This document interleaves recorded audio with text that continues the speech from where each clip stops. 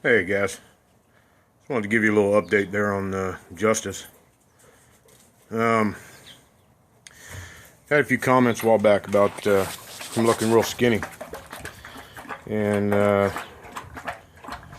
we put it up to the fact that he had an ear infection, and the fact that we were gone for a couple weeks on vacation, and maybe some of that separation anxiety that dogs get. Now, let me start back for a minute. Before we left, he had some leakage in his right ear. We got it cleared up by using some ear drops, and he was in a lot of pain with that, but once we got it cleared up, he was out of pain. All was good.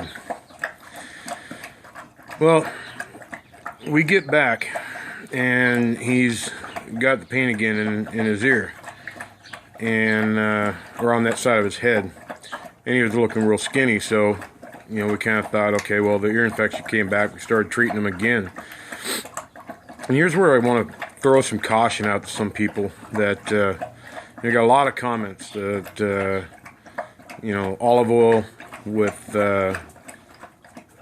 garlic, cloves of garlic soaked in it is real good, and it does help a lot. Garlic is an amazing product, no doubt whatsoever.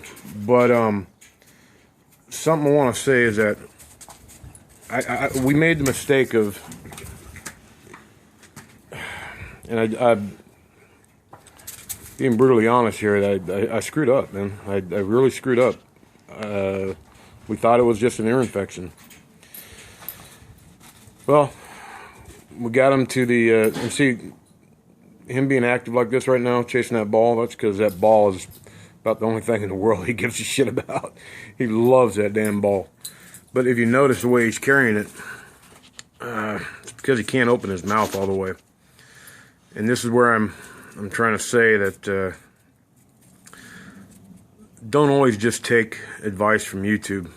I should have taken note of that a long time ago. Because that ear infection, well, looks to be, we'll find out, and I'll explain, looks to be the byproduct of another problem that is fairly common and is very unique to the Southwest, the desert regions. We took him to the vet yesterday because things are going very awry. A lot of pain. He's unable to really open his mouth. Very lethargic unless we throw the ball. We throw the ball, all of a sudden he's back to being a puppy again. I know it's a really dark video, but I don't want to be on camera right now, to be honest with you. It looks like he's got valley fever. I'll know for sure in the next 3 to 5 days, probably business days, of course. And if he does, by the symptoms that he has, and he has every symptom except one, which is coughing. We've never heard him cough, but he's got every other symptom that they say goes to valley fever. Now, what is valley fever? Well, it's common to the Southwest, the high deserts of California, New Mexico, parts of Texas. It's a spore that's in our ground, and when that spore is breathed in, and this affects humans and dogs. My stepmother had it. My cousin had it, and is still kind of battling with it. He's the guy that makes those tactical Tribolite tactical watch bands and stuff.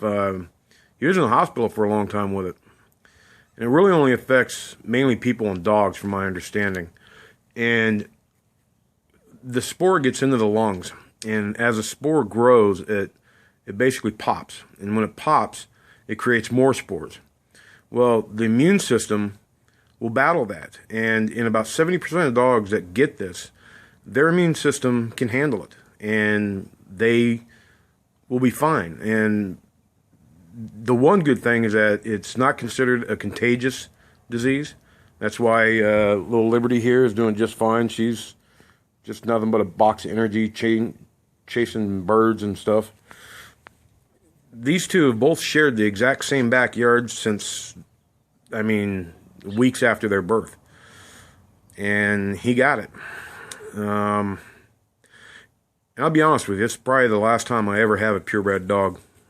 Because unfortunately, with a purebred, they're in the breeding process of trying to get that dog, that perfect American Bulldog or that perfect poodle or whatever, especially the bigger dogs.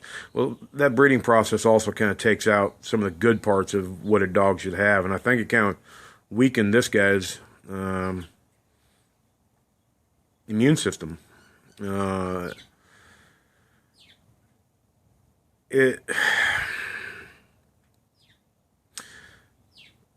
This is hard. I mean, it's really hard to see him like this. He'll be in pain some days worse than others. The care that can be done for valley fever is very expensive. If he's not too badly advanced, it should only go for about 3 to 6 months of medication, and then hopefully it doesn't come back. But valley fever is known for reoccurring in its victims, and it's just a really bad thing. I'm hoping it doesn't come back that way. The vet said the only other thing that she could think of would be, that he did in fact have an ear infection, and he may have a cracked tooth, and that's what's bothering his jaw. The thing I don't agree with on that is that if you had a cracked jaw, you should still be able to. I'm sorry, my camera shut off there. I was saying, she said it may be a cracked tooth. And the problem I have with that is that if that's the case, then why can't he open his mouth all the way unless it's infected inside there? Once the blood work comes back, if it's not valley fever, we'll be grateful. But then we're going to go back to looking at his teeth, and she's going to give us an estimate on that. And this kind of puts me into my vet rant here, that vets are they're a scam. My buddy D here that's staying with us in my RV, he used to be a vet tech, and he says it's a complete scam too. I mean, they're needed, obviously, and I respect them for what they do for animals and all that, but the prices, I mean, just yesterday when we took him, just for blood work and just kind of a quick look at, it was $200. And the medication, from what I understand, is like, it could be hundreds of dollars a month for valley fever, depending on the stages that he's at. Hopefully it's not, but then if it's cracked tooth, that's going to be a ton of money.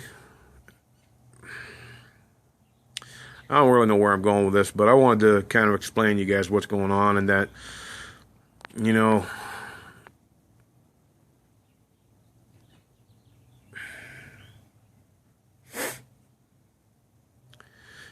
guys do me a favor and keep your fingers crossed for my boy. I love this dog.